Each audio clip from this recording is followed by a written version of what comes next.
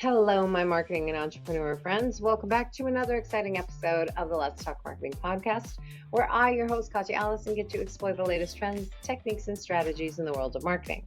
Now, today we are diving deep into the art of B2B demand generation with the incredible Rai Cornell. If you're in B2B marketing and have ever wondered how to connect with your ideal customers in ways that really drive that long-term value, this is the episode for you. We are breaking down the psychological approaches to really creating marketing strategies that actually resonate with your audience, build lasting demand, and boost your brand reputation. Now, Rai is the CEO of and strategic marketing consultant at Cornell Content Marketing. Her approach really combines her background in psychology with marketing strategies that genuinely connect with B2B buyers. Through her own method, the Elite Method, we break it down in the episode, my friend. She's helped numerous businesses understand and really tap into the buyer psychology, leading them to transform their brands into thought leaders. Now, Rai explains why most businesses get stuck in short-term lead generation tactics that don't really yield these long-term results that we want. And we really discuss how you can flip the script by focusing on the psychology of your ideal customers. Together, we get to explore how to deeply understand buyer personas, create value at the top of the funnel, and ensure your sales and marketing are in perfect alignment. If you've been struggling to nurture qualified leads, this episode will provide actionable insights to build a demand generation engine that powers your business for the long haul. So grab your favorite beverage, sit back, and let's dive into it. Let's talk marketing. Welcome to the Let's Talk Marketing podcast. I am excited to be diving in to B2B demand generation strategies with you today. So welcome to the podcast. Yeah, thank you so much for having me. This is my bread and butter, so I'm excited. I'm going to try and hold on to the nerd in me and not go off on too many tangents here. No, please, let's nerd out. My listeners know I'm a total nerd when it comes to marketing and demand gen, especially. I think so many nuances. Before we get too deep, though, I'd love for the audience to get to know you a little bit. So I have my starter questions. My first one is, what was your first marketing role? Whether it had marketing in the title or it didn't, what would you consider your first marketing role? Yeah, my very first marketing role was I was actually working as a website developer and a website content writer slash Jane of all trades for the university website for the school I did my undergrad program at. And I ended up getting 7 different jobs on campus. 6 of those were web dev related for all the different departments around the campus. My goodness, way to start deep into the web area of it. Now that's where you started. What is your current role? What do you do now? Yeah, so now I'm the CEO of Cornell Content Marketing, and in working with our clients, my primary role is as the demand generation strategist. Love it. And tell me, what do you love about what you do? But also be mentally prepared because with the good is the bad. I also want to know what, if anything, could I pluck out of your day to make it perfect? So let's start with the love of it. What do you love about what you currently do? I love, and it's funny, I listened to your episode with Brett Townsend, and I think he and I would be great friends because my what I love is very similar to his, which is really understanding humans. And my background, I have degrees in psychology and criminology. So my background is actually in human behavior and understanding why people do what they do and how they think and how they make decisions and how they can actually implement change in their lives, which is an extraordinarily hard thing to do. Yeah. And so in marketing, I love the part of my job where I get to layer psychology onto the marketing strategies and make sure that we're really tailoring everything that we are doing to humans to create a positive human experience rather than one that feels icky or high pressure or manipulative or anything like that. Absolutely. I think, a lot of people underestimate the amount of empathy that's involved in marketing strategy. Pretty sure people think we just make bumper stickers, and really great taglines.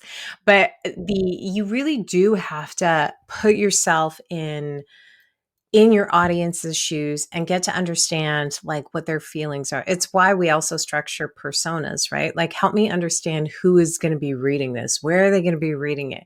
How, and it almost sounds kind of cheesy to say it, but like you're trying to get them to take action, and to take action means that you have to make them feel something, right? And sometimes it Exactly. can be good and sometimes it can be bad, but either way they're going to take an action. So I think your psychology degree must come into less the crime stuff, although that would be great for a Dateline listening, but I would imagine your degree in psychology just helps you immensely with really, especially in the content space. Now that's Um, what you love. yeah. What could I pluck out? So, with any marketing agency, with any marketing strategy, there has to be some elements of trends. And in particular, there are certain trends that I don't love, like social media and the emergence of a new social media platform. It seems every 8 months or so, there's some Yeah. thing. And I am just, maybe I'm the black sheep in the marketing world, but I do not like social media. I know it's a necessary evil, and I know there are positive ways to spin on it, but that is my least favorite part of what I do.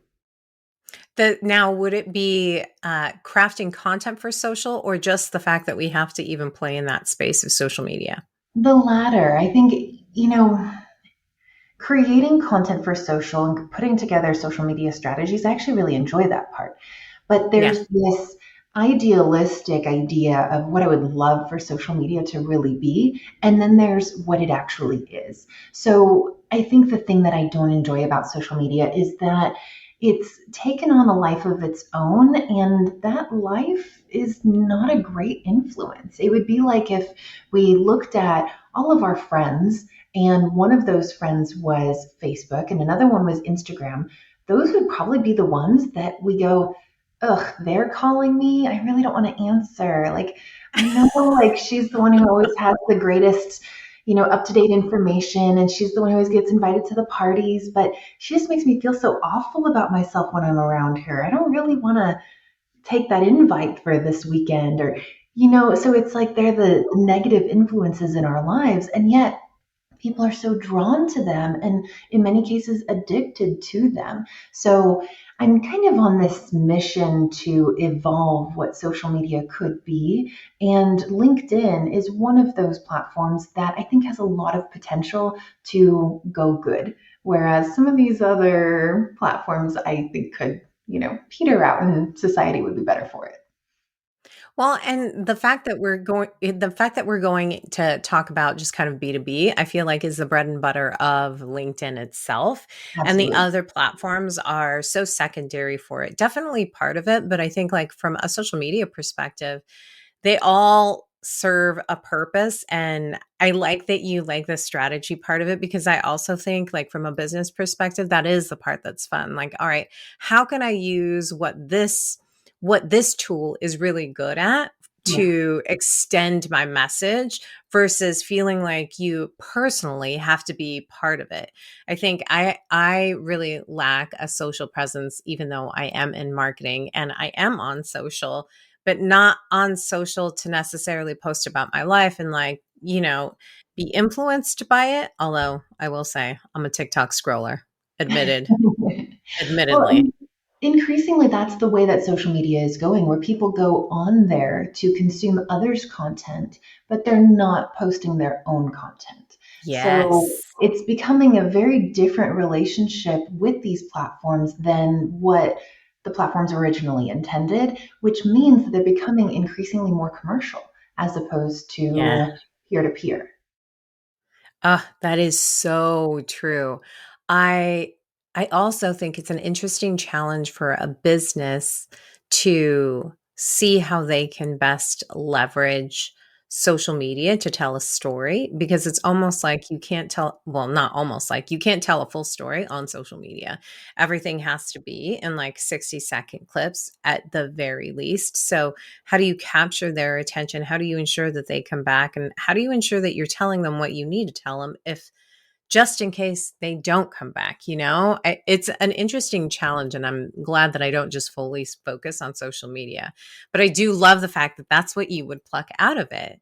Now, Yes. we just finished talking about that, and then you mentioned it, being a trend. How are you keeping up to date with trends? Do you listen to podcasts? Is it books? Is it newsletters? You just follow Yeah. people? So a big part of what I do is SEO, because Mhm. Google has ingrained itself in the human behavior as the default go-to for answers to solutions. There's really no embarrassment factor with Google, which is great. It's not like let's say someone has a embarrassing issue that they want to find a solution to, whether that's in their personal life or their professional life. Maybe they're not Yeah. achieving certain things that they are responsible for. If they were to go to a peer or a colleague or even a friend, there's that fear of judgment. Whereas if they go to Google, there is no judgment, there are only answers. And so a lot of what I do is based on SEO, search terms, search trends. So I really love Neil Patel. He puts out great email newsletters about Yes. SEO. He really is fantastic at demystifying the Google algorithm and breaking it down into action items as opposed to just this jargon heavy text that we get in the Google updates. And then also, I just like keeping up to date with the news of what's going on in the world, because humans are so collectively influenced by the news and the media. And so if I Yes. can see patterns and see trends of what's going on and what's prevailing as top stories, that tells me a lot about the people that I might be trying to connect with on a client's behalf. Are there well, this may be, I don't want to say it like a controversial question, but where are you getting the news that you're trying to follow to stay up to date on those trends? It's a really backwards way of me asking that. Yeah, Because I I know that is it a channel? Is it a YouTube channel? Is it like a television channel, right? Like, is it a streaming service? Like, where are you going to get that news to ensure that you're getting the right trends? Does that question make right. sense? Yes, yes, that's a very good question. And so when I'm thinking of trends in the sense of what's happening in the news, I actually want as neutral of information Yeah. as possible, because I'm sure everyone listening to this can think of some very leaning one way or the other news Yeah. outlets. And I actually prefer, there's a subscription service, it's $5 a month, called the New Paper, and it's great. It delivers news right to you as a text message, so I don't need to go onto any particular platform or Nice. subscribe to anything where I might be bombarded with something that I don't want to hear about or consume. And then these news stories, it is literally just the facts. And there are links to articles on all the different news platforms if you want to read more, but you just get the facts to kind of get a sense of what's going on in the world. What do I need to be aware of? And that way you can start using that as a barometer of what's the world facing right now. Exactly. What's everyone starting to feel like? And how can I empathize with that as well too? This is why I love asking this question, because inevitably I learn something new. What did you say that service was called? The New Paper. The New Paper. Yeah. Interesting. I love that. Well, I'm ready to dive into it. Let's talk a little marketing. Let's talk B2B marketing specifically. Now, I would love to kick this off. I told you before we hopped on here, I always like to ask definition questions just so that we lay the right foundation and the listeners know exactly what we're talking about.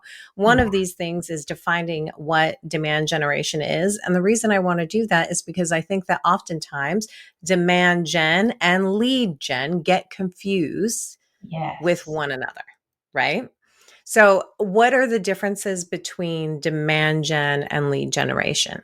Yes. Okay. So it's very nuanced and yet very simple at the same time. So the simple Yes. answer to this question is demand generation is the part of the marketing funnel that comes before lead generation. However, the Okay. nuance is that a lot of companies and a lot of marketers jump right into lead generation, especially if you work in a company where you are responsible for the number of leads that get handed off to the sales team. And if Yep. your organization is very sales driven, very revenue driven, then that's one of the only metrics that really matters to the people who are in the C suite and making big decisions. However, if you focus only on lead generation, it's going to be like your marketing funnel is more like a sieve. It's more like a colander with a bunch of holes in it where you're going to lose people all the way around because they see that your relationship is very transactional. Whereas Mm, if you focus on demand generation, and let me clarify, lead generation is when really the motivation is you're trying to capture someone's contact information. You're trying to put leads into a CRM so that ideally you can nurture them, or in some cases, you just hand them over to a sales team member and they try to convert that lead. That ends up with very poor results. The conversion rates are low, it's a lot of manual effort, it's an uphill battle. The alternative is to focus on demand generation. Demand generation is when you provide top of funnel value, content, information, and you meet people where they are already seeking out answers. So, a huge portion of this is going to be Google. And if you can anticipate the struggles that people are having and put content in front of them in the places that they're looking, they find your content. And then they feel like they are taking the steps to come closer to you. They don't feel like they've been duped or had or gotcha. They don't feel like, oh, yeah, I know I have to give up my contact information. And so I can anticipate some pretty aggressive sales calls or some pretty aggressive marketing emails after this to get this white paper or resource or tool or whatever the case may be. That's lead generation, and it starts you off on that rocky footing. Whereas if you focus on demand generation, you are building a foundation for a relationship where the customer or the prospect comes to you and they decide that they want what you have to offer. And with our method, the way that we approach it, it's such a detailed, guided journey for that prospect that there are no holes in the funnel. And you're getting your leads 80 to 90% pre sold before they ever get into the hands of the sales team, which means conversions go way up. I love that you said that. And I think that you articulated it so well by describing it as one being more of a transactional relationship, whether and against one that is more of a relationship, right? And I think in the world that we're living in now, people want to be, this is going to sound funny, but a little bit more wooed behind it. If they know that, because I do that all the time. I love content. So I'm always filling out and giving all sorts of information just so that I can get the content that I can then absorb later. And you're right. My expectation is I'm going to get into a nurture stream. It's going to be impersonal, but maybe also there's going to be content that supports this as well too, because I'm a marketer. So I'm assuming the marketer who set up this white paper infographic ebook, whatever it is that I've downloaded, is thinking of all the other things that would support that as well too. And that's a little bit more like a relationship. I do wonder, and I intended to ask this question later on, but I think this is a perfect time because there is thought leadership content that I feel like in every organization that I've been in, people are always pushing out like, hey, we've got to do more thought leadership. We've got to do more thought leadership. And I love the idea of thought leadership because I do think that sits in kind of demand generation as well too. But I'd love your thoughts on the value of thought leadership and what that actually means. Thought leadership content. What does that mean?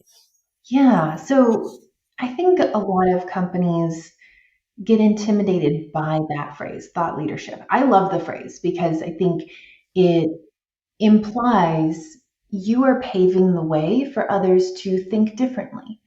You are leading the way.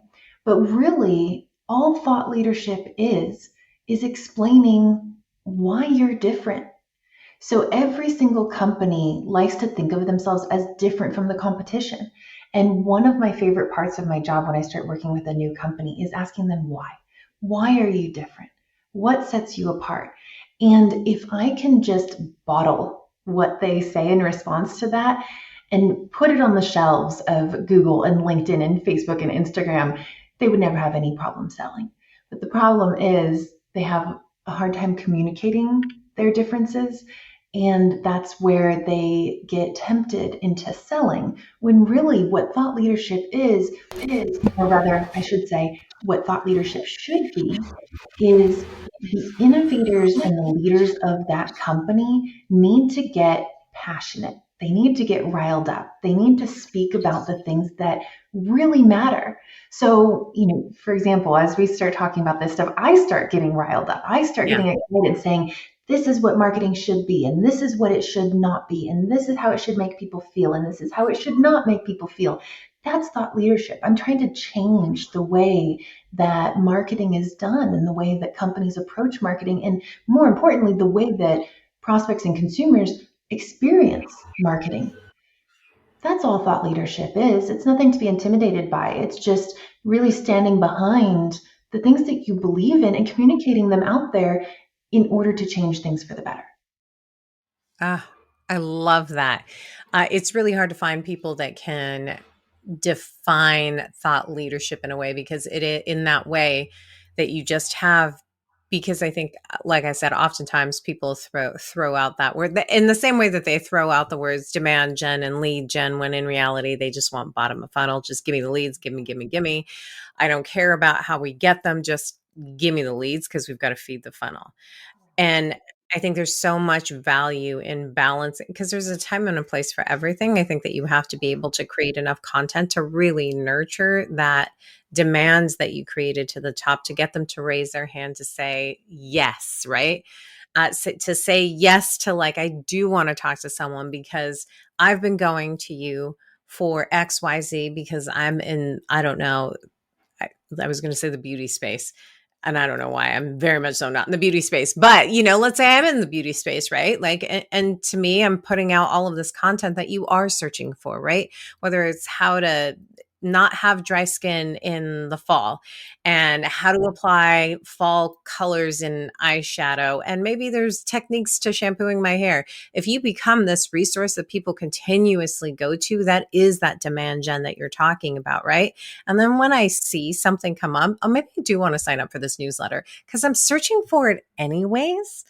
And I seem to always go back to this place. So let me give them that information. And then that newsletter turns into maybe an offer that now all of a sudden I'm purchasing online. And I think so often people are so short-sighted in marketing, not Yeah. marketers, just in general, right? Of like, I don't see how it works. And I think a part of it is also we're rushed and pressured to get the lead to make the sale so that, like, we can turn the lights on. But it's a ton of pressure, I think. Yeah, you're absolutely right. And I think that that pressure and that over prioritization of the short term gains is Yeah. what is ultimately the downfall of companies that find 6, 8, 10, 12 months later that their pipeline looks pretty meager.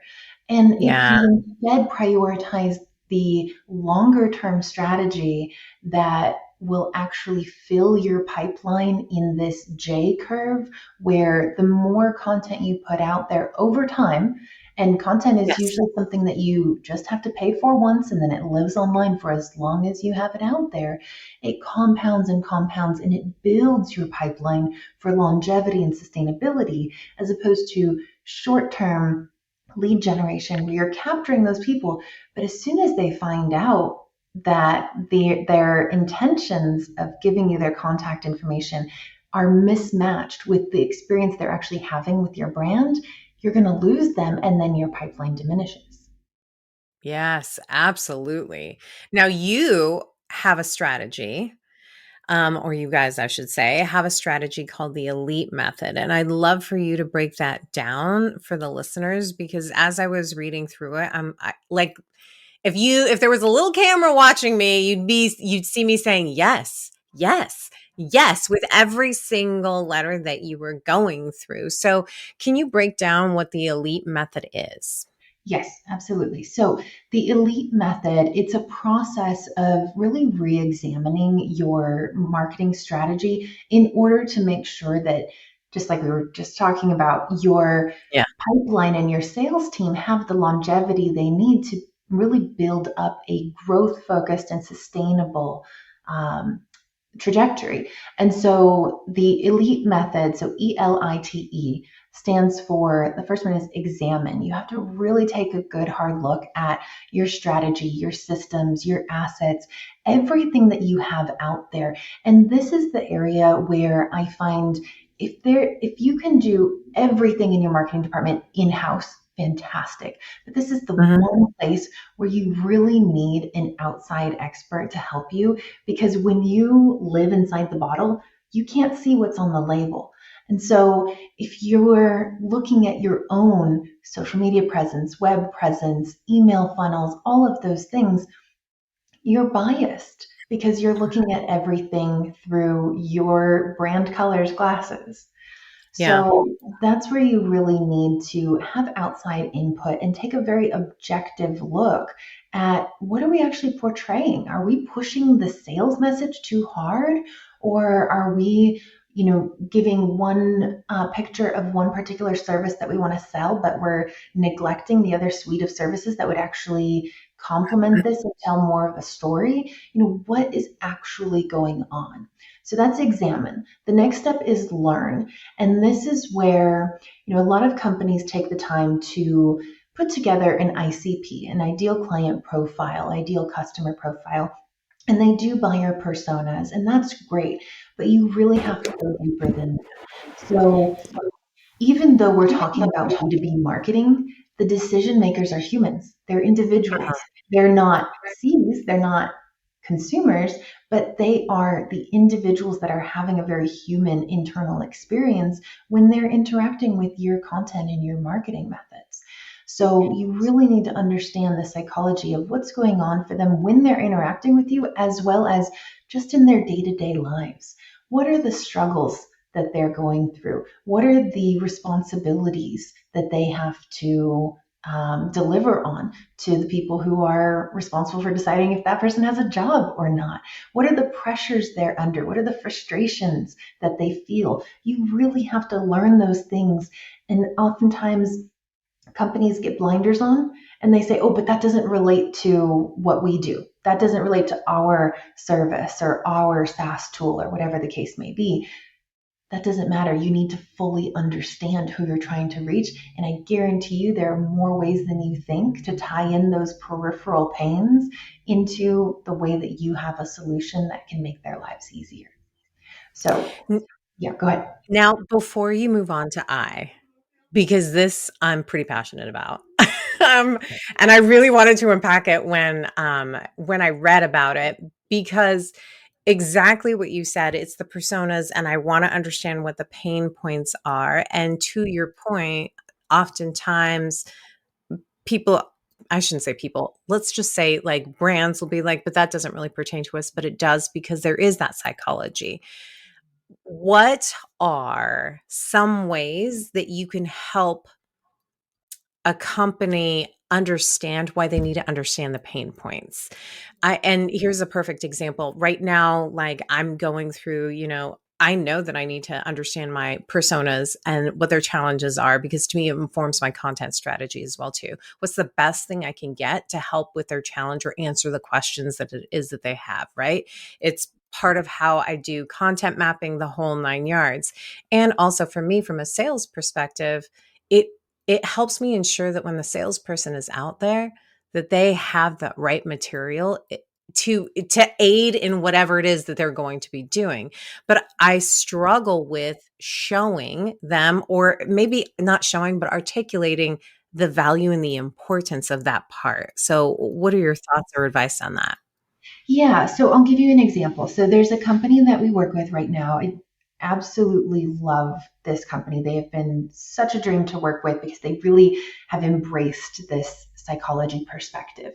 Yeah. And so they are a CPR and life-saving skills training platform, and they work with businesses to provide a system that allows them to train all of their employees. So if you think Yeah. of schools, healthcare facilities, things like that, who all of their staff need to be trained in CPR and they need to have valid and up-to-date certifications.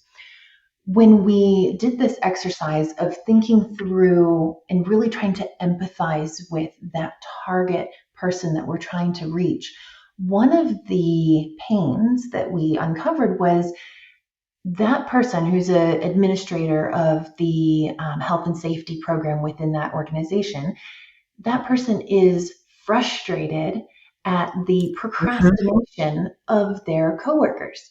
Their coworkers Yeah. procrastinate on getting their CPR certification done, which puts pressure on the administrator who we want to talk to, because then that administrator who's responsible for keeping the entire organization in compliance is the one who's going to take the heat for the out of date certifications.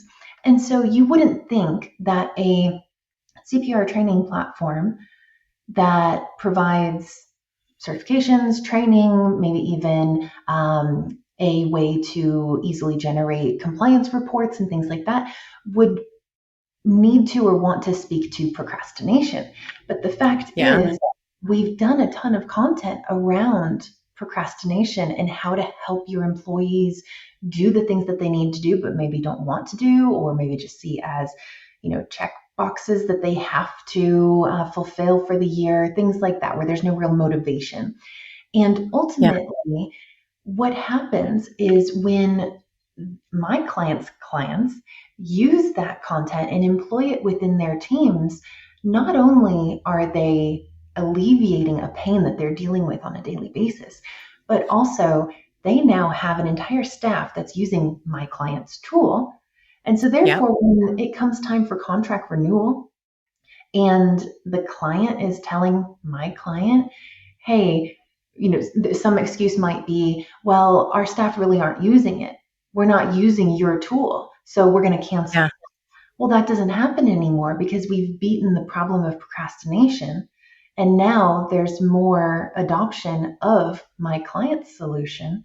And so therefore they're retaining that customer for far longer. So a lot of times we think that, oh, yes, this going through this process of empathy and creating content around very peripheral or tangential things is not really going to drive the quote unquote bottom line. But Yeah. it really does because it's impacting not only conversion and making sure that your customers like and appreciate your brand, but now it's also affecting retention. And it's far cheaper to keep a customer than it is to gain a new one. So shouldn't that be a top priority? Yes. I love this. I could probably talk about the L for the rest of the not paragraph, for the rest of the podcast. See, now I'm thinking content. Let's move on to I in your elite method. Yeah, so I stands for implement. Implement your psychology driven marketing strategy. And this is where you really want to take all of those pieces that you've ideated and conceptualized and actually execute them. A lot of times there's, again, talking about pressure, there's this pressure to just get content out there. But I can't emphasize enough the importance of creating quality content over quantity. Even if you can only produce 2 long form articles per month, that is far better than 8 that may be superficial. They may feel like, WikiHow articles where, oh yeah, I'm reading this and I'm not learning anything new. I already knew this. I already knew all Yeah. these things. You don't want to just create content that is based on online research because then you're just going to, or AI for that matter, because then you're just going to end up spitting out what already exists. This is where you really have to infuse your learning of the person you're trying to connect with your company's thought leadership and how you're different and how you do things differently and want to improve upon the way that it's always been done. So implementing that with that focus on quality. Then the second E, or I'm sorry, I can't spell, T is transform. That's okay. I was picking up. I was like, there's a second E? There is, but it's at the end. At the end. At the end. It's at the end. We forgot T. The T stands for transform your brand reputation. So the thing is, a lot of, like I said, a lot of these companies are putting out content that's very sales focused or very lead gen focused. Like, hey, here's a new white paper. Don't you want it? You're going to learn XYZ. Give us your contact information and we'll deliver it to you. That's all well and good. Like, don't stop doing that. You still want to be putting that content out there. But you need that reputation boosting piece at the top of the funnel, which is that demand generation. And that's what is your reputation. Your reputation without that it's like this scary headless monster that's just trying to grab in your pockets for all your cash. It's this awful experience for the people you're trying to connect with. Whereas if you focus on building a brand reputation where you are seen as the solution provider, your people have problems, you have solutions. Why don't we be friends and team up? If that is really your priority, solving problems, then you should be happy and your marketing should be seen as a success if your company is viewed as that. The alternative that a lot of people get trapped in is thinking, oh no, marketing is not going to feed names and email addresses into the CRM. And that's a very short-sighted view. So focusing on that brand reputation transformation has to be a top priority. I couldn't agree more. Now we are to the E, the second Yes, E. the second E, now that I can spell, yes. So this is where we get into really enhancing your sales and marketing with a feedback loop. So everything that we've talked about so far is building that first iteration of a demand generation machine. Once you've built that out, you're not done. It's a constant state of learning and improving. So one of the things that I love implementing with the clients I work with is a feedback loop between sales and marketing. Because these are two teams that unfortunately in some organizations are often pointing blame at one another.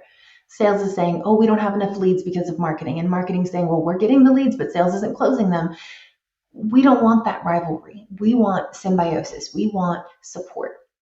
Really, the marketing team should be creating content and assets that help the sales team close, and the sales team should be symbiotically helping the marketing team by saying, look, I talked to 7 people over the last 3 days, and they all said XYZ. They all used this particular word, or they're all suddenly very concerned about this. I'm noticing this new pattern. People are now, very savvy about XYZ. And so maybe we should start addressing that earlier on. And when you create that feedback loop and sales informs marketing and marketing feeds the sales department, you end up with this upward spiral of higher and higher quality content and marketing mechanisms that funnel even more people into your organization. I'm obsessed with every single letter of the ELITE method. And I love this idea of the feedback loop. I think it's challenging to implement because we're all, I feel like when we talk about these types of things, especially in the conversations I have, it feels like all theory. It's a lot easy for me to sit here and say, hey, we should have that feedback loop. That totally makes sense, right? Like, I'm going to go implement that. And then there's another thing to actually put that into action and like find a way to have a good feedback loop between sales and marketing. I think I've actually interviewed a couple of people about this sales and marketing. I love that you called it a rivalry because it tends to be. And even if it's one where your departments get along, it is a bit of this pointing of the finger. So do you have any advice or tips for what a good feedback loop looks like? Is it meeting every week? Is it meeting every month, every quarter? Is it having a form that people fill out? Like, what have you seen be successful in this feedback loop portion? Yeah, so there are a few things. If this is something brand new and this feels very uncomfortable and you do have that sales and marketing rivalry going on, one of the easiest ways to implement this is if your sales team's calls are recorded, which most organizations are doing that nowadays, you can have the marketing team transcribe and analyze and use AI for this. There are tons of Yes. great AI tools out there that can do this very quickly, but analyze those transcripts and find out what the key themes are. What are the things that the prospect is saying is why they're interested at this time, and what complaints they might have, what concerns do they have, why are they shopping and maybe are considering switching away from a competitor. Really mine that transcript for that information. And then set up, I like to do every other week calls between the sales and Mhm. marketing team. That's not too frequent to where, we're meeting every week and going, oh, nope, nothing new to discuss this week. But it's often enough to where you are staying close to one another and you're staying in this very collaborative, familiar relationship that opens the door for more candid conversations. And call attention to a few of the things that you found valuable in the sales call. And this is not a time to critique the salesperson. This is a time to say, hey, Agree. you had this sales call. Do you remember this? Because I found it fascinating that this person said XYZ. Are you noticing that in other conversations that you're having? Oftentimes, the easiest way to mend the relationship between sales and marketing is to show sales that they're valuable and that their input is really important to this whole process. And if you can start letting them know that what they think and what their opinions are really matter, because oftentimes they're working to hit quotas, they're trying to just deliver on the numbers. And so they're really only seen as a closer. But if you treat them like someone with valuable insights to contribute to a completely different department, then that can go a long way to building that relationship. Also, another thing I like to do is I always ask the sales team, what do you need? If you could wave a magic wand and have something that would make your life easier, what would that be? And I get some of the greatest creative ideas from them. Oh, it'd be great if we had a video about this, or if we had a PDF that was actually interactive, or can we create some kind of calculator? Yes, yes, yes, we can do that. If that's going to help you do your job better, and you who are speaking directly to the people that we want to talk to are seeing that as something valuable to them, then absolutely we can create that for you. And then when you start giving them these things that they asked for and making their lives easier, it's a win-win. Ugh, I love that. Well, I could talk to you for hours. But we're I know, well, because it is such a I mean, like we are two peas in a pod. These are the things that like I think about and I obsess over. And, the sales aspect of it is always a big question mark. I've been in these positions where, you do ask sales, what do you need? But I always find that they say the same thing. And they have really lofty goals because I think that they assume that like marketing just has bottomless tortilla chip basket of budget associated with like sure and everyone always wants a video, but that's very time consuming. I can't turn that around quickly.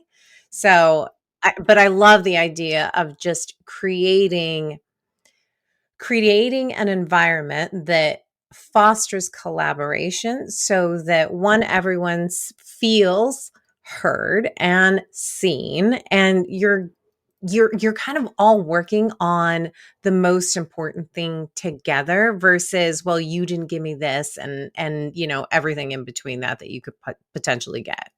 Right, right. And if there are sales teams that are asking, or you're asking them, what do you need? And they say, oh, I'm good, or I have everything I need, or I'm just going to keep using what I have. Well, then look at the other side of things. Okay, so if you have everything you need, then that must mean that it's working, right? So let's look at some of the deals that you've closed that we can highlight as case studies. Now, let me interview you about this deal and how did you get it to close? And oh, it's interesting you used that tactic in this deal. Maybe we can highlight that in a, this is how we got to know our prospect and solved their problem kind of way. So there are a lot of different ways to really start to strengthen that relationship. And once you're on that good footing, then that's when things just continue to get better and better and better. I love that idea. Now, before I ask you another question that leads us down rabbit holes, I have my final question. This is going to turn into an hour and a half podcast. My final question is, if you knew then what you know now, what is your marketing or non-marketing advice that you give to yourself? Yeah, I think it falls under both categories. My advice would be trust your gut. I mean, so many Mhm. marketers, they don't trust their gut and they end up implementing marketing strategies where they're like, this feels kind of like if I were on the receiving end, I wouldn't want Yep. to see this. I wouldn't feel good about, handing over my contact information or my money to a company that got me with this manipulative method or whatever the case may be, then don't do it. Just trust your gut. Do the marketing that you would want to experience. Mm. That is fantastic advice, both marketing and non-marketing advice, right? You have to be able to see, would you want to receive, how would you respond to this message as well too, even if your product or service isn't one that you would, you're still a person. So you will always have the ability to provide that human factor when you're looking at things. Yep. I can't thank you enough for coming on here and just sharing your insights, breaking down the elite method, regardless of how we spelled it.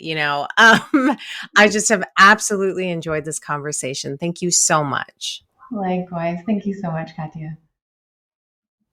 Welcome back, my friends. I am ready to dive into it.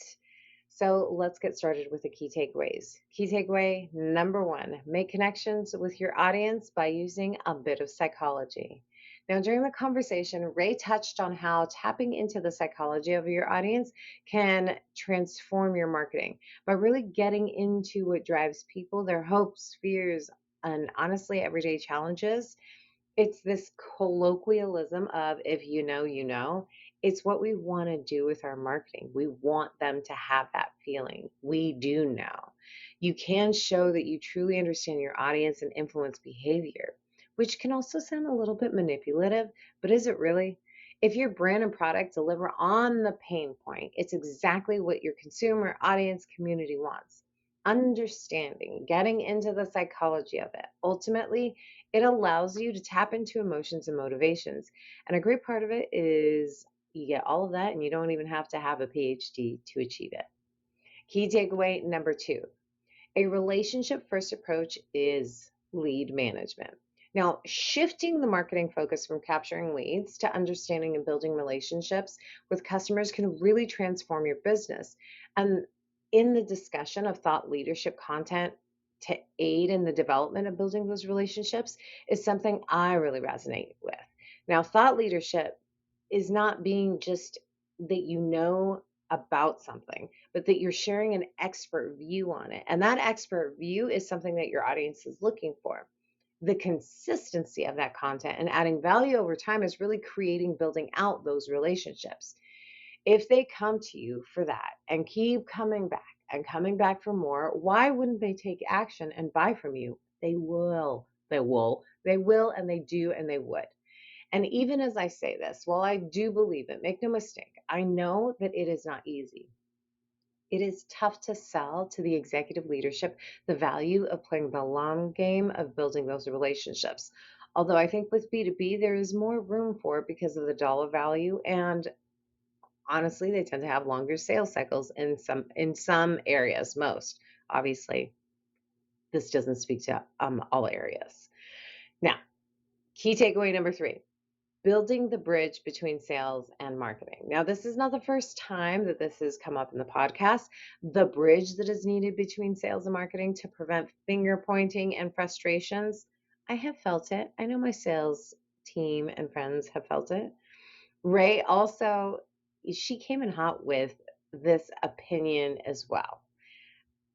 But also talked about having a structured feedback loop. So came in hot, but definitely had a solution, this feedback loop. And in the approach discussed, it was about creating this unified front, not just exchanging of statuses and numbers.